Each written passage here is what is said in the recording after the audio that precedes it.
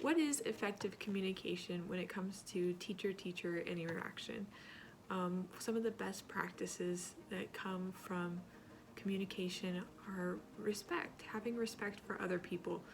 That means having regard for their feelings, for their wishes, for their traditions, and for their differences.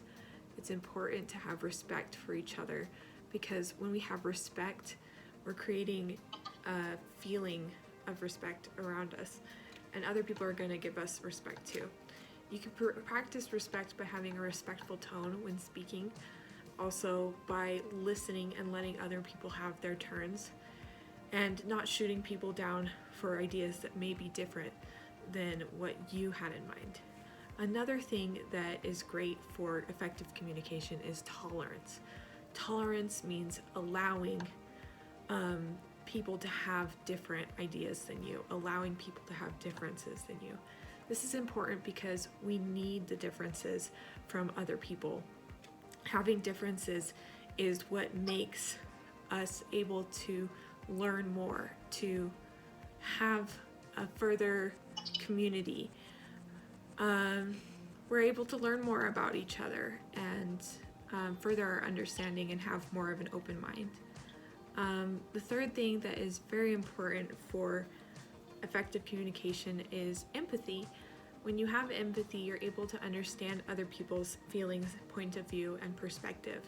It's important to have empathy because then we aren't jumping down each other's throats just because of feelings. We're able to accept that other people have different feelings, understand that where they might be coming from because of their different feelings, and also acknowledge their feelings so that they feel heard.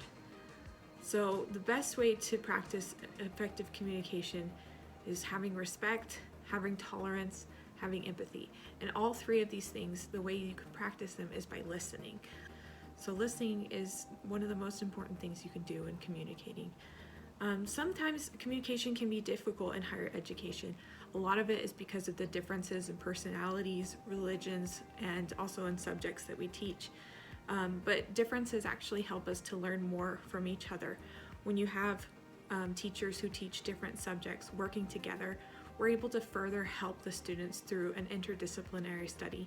And that's going to help them with their life when life isn't broken up into subjects.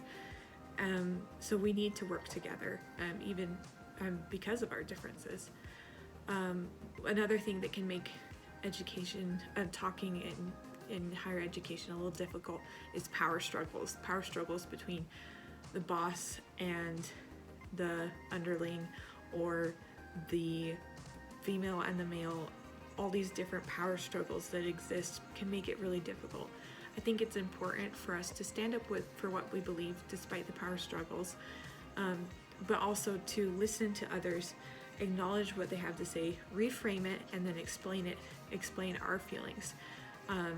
Listen, acknowledge, reframe, and explain is a great way to diffuse a hostile situation as well. And also, most importantly, to not get defensive and to recognize that everybody has different feelings and everyone has different perspectives. These are great ways to effectively communicate in higher education, and I hope that they work well for you.